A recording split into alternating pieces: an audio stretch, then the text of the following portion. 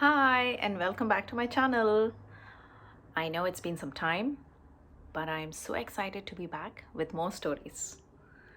Let's get on with it.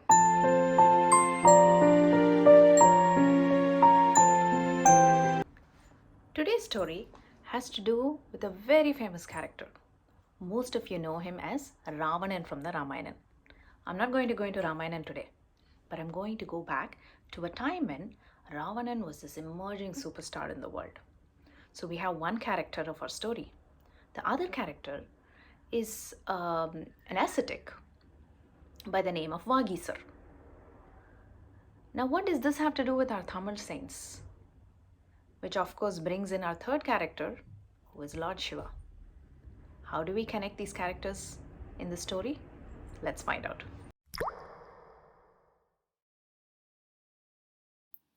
Our story begins at a time when Ravanan had got a boon from Lord Brahma. And the boon is that he cannot be destroyed by powerful beings.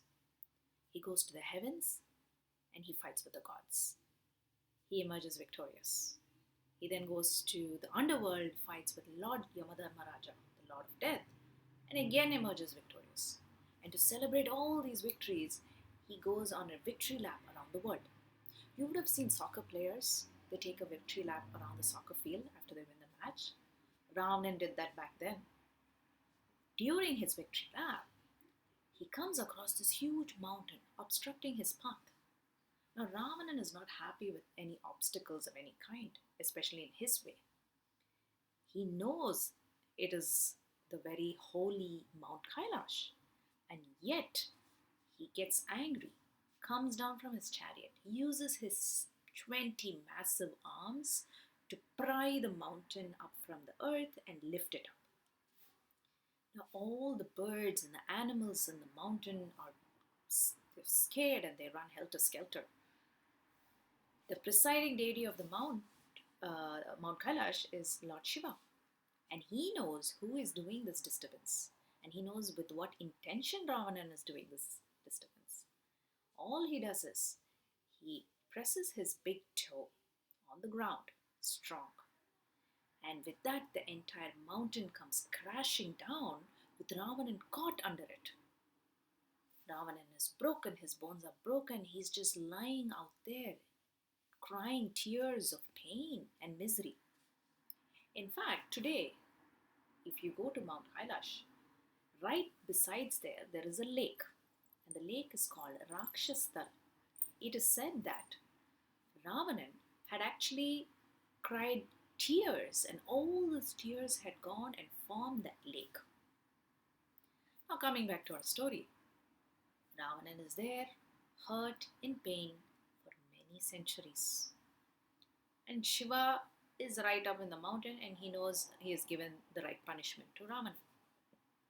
Now comes in our second character, Vageesar, the ascetic. He is a Shiva Bhaktha, a devotee of Shiva. He has come to Mount Kailash to do a circumambulation or to go around the mountain once in the thoughts of Lord Shiva. What he does is he starts his journey with his palms together saying Om Namah Shivaya, Om Namah Shivaya, and he goes around the mountain.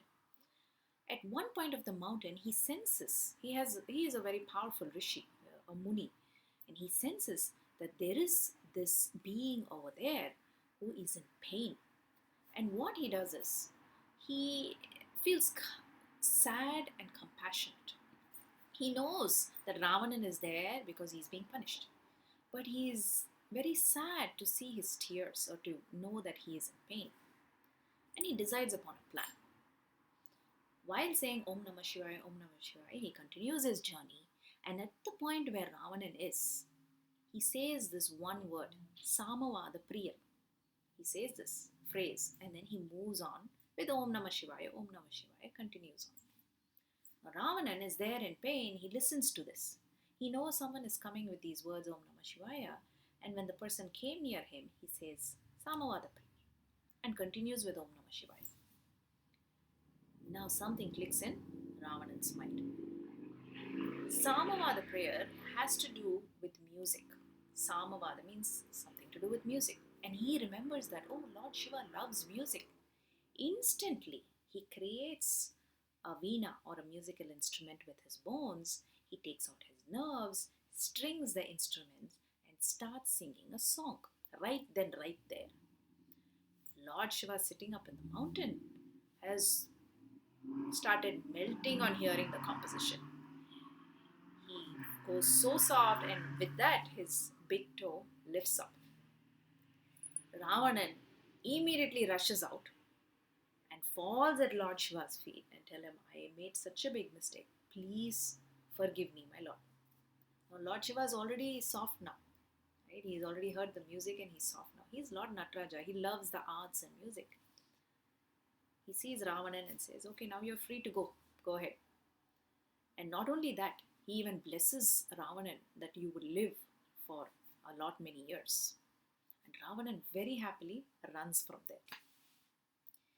After Ravanan leaves, Lord Shiva is thinking, what just happened? How did it happen? And he knows that it is Vageesar who did this. He calls Vageesar, come here.